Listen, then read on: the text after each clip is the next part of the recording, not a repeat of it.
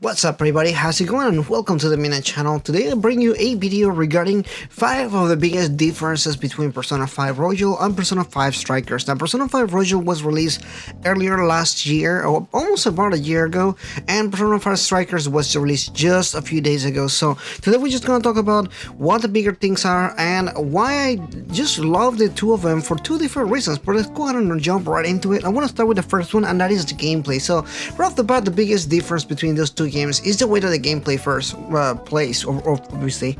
So the biggest thing is Persona 5 Royal, or the Persona franchise overall, has been obviously dedicated to things like the turn-based RPG. It's a very famous turn-based RPG, and a lot of the mechanics obviously revolves around turn-based. However, when you pick up Persona 5 Strikers, obviously the biggest things you're gonna find out is that this is actually a hack and slash adventure game. It's not really anything close to turn-based. Now, that being said, even though it is hack and slash, it does have retain a lot of the gameplay aspects from being turn-based, such as summoning personas and the way that you do attacks, buffs, debuffs, using items, that kind of stuff. Everything still actually works that way. However, even though the developer that is making this game, Omega Studios, which is typically Omega Force, will make games that are more on the warrior side. This game is actually not warriors at all. It does play a little bit of warriors, but it's mainly just a hack and slash game, and it's actually pretty damn good when it comes to the hack and slash aspect. In fact, it's one of my favorite aspects of this game.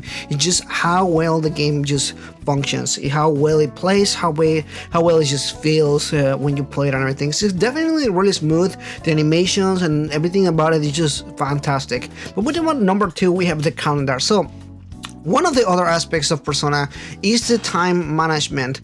When you go to your day-to-day basis, when you do activities and different stuff that you do throughout the day, unfortunately Persona 5 Strikers doesn't really have much of that. In fact, the calendar that you see moving throughout the days, it moves by itself day to day as the story progresses. You actually don't get any in that aspect where it kind of just, you don't do activities like in Persona 5 Strikers, basically. In Persona 5 Royal, for example, you go and you hang out with your friends, you go eat a burger or some things like that. In this game, it doesn't actually have much of that. In fact, none of the activities are available in the game for, it doesn't really waste your time, it doesn't really like changes the day or anything like that. Every time that the calendar is going to change by itself is when the day is over, and the story is going to move forward with the day. So you actually don't do anything with the calendar. The calendar is there for show, but it's not really, it doesn't really work as a time management tool like it did in Persona 5 Royal. But number 3 is the fact that there's actually not social links or confidence or romantic aspects on the game.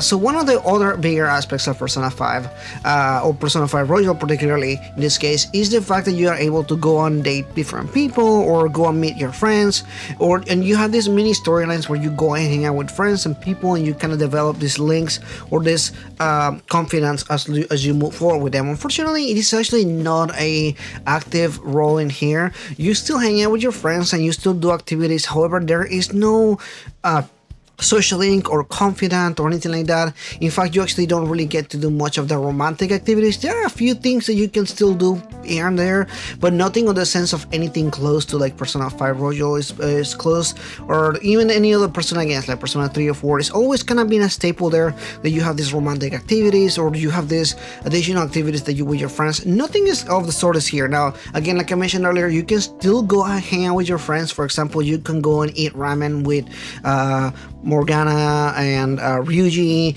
and everything like that, but you don't really do much of that kind of stuff. It's really just a small kind of little thing.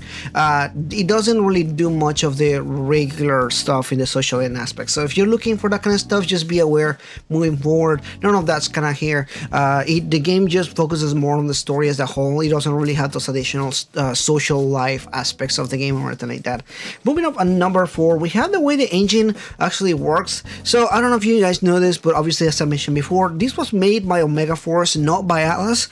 So the game was actually made in a completely different engine. The engine that is used for Persona obviously is called the P engine, and the engine used for this game is a Warriors engine that is used for the other Musou games. This is a very important aspect because if you compare the games back to back, they actually do significantly different.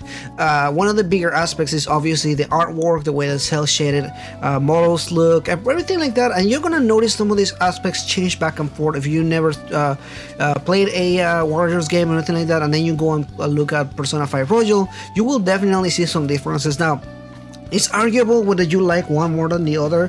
I think at the end of the day, it's more of a preference kind of thing. But one of the things that you can definitely 100% not argue with is that this game is the first native 4K 60 FPS game that we actually get. So this game, if you play it on PC or PS4 Pro, you will get the 4K 60 FPS adventure. You will definitely get the full kind of blown. If you're looking into getting the high quality, this is gonna be the first Persona or Shin Megami Tensei game to be in that kind of vein of being 4K 60 FPS. It is beautiful, it is fantastic. It is a shame that it's also only locked at 60 FPS. Some computers out there definitely do more than 60 FPS, so it's a little bit of a shame that they weren't able to kind of let people go further than 60 FPS. However, again, it's a really beautiful game, and it plays fantastic. It's one of the best aspects of it is easily how smooth the gameplay plays when you're fighting a ton of enemies that are coming back at you, or you're fighting a boss battle and you escape and fight and everything like that. It's just fantastic. I love the way that the game looks, and the engine does wonders for the game and everything like that. Now, it does have some stretchiness here and there, as again, it is because of the engine and everything, but overall the game looks fantastic. So my number 5 is one of the biggest and 100 times the biggest difference between Persona 5 Royal and Persona 5 Strikers is the fact that this is the first multiplayer Persona game that we have, or multi-platform. This is going across whether it's the PC or the PS4, PS5, Switch, you name it. There's a lot of different platforms when you can actually play this game. It's actually pretty fun and pretty awesome that they actually were able to do this. First of all, I feel like at this point all Persona games should be on all platforms, but this is a different conversation for a different day. But it's definitely very awesome to see this game just hitting it pretty well in different places. I know a lot of people that were excited to get this game on PC, for example, and I'm happy to see that they were excited to get it on PC. Obviously, there's a lot of people that want to play it on Switch as well, and they're getting that on Switch. So wherever you get in it, I just hope that you're having a blast with the game. And that's pretty much it for today. Thank you so much for watching this. If you're new, please consider liking and subscribing, and I'll see you guys next time.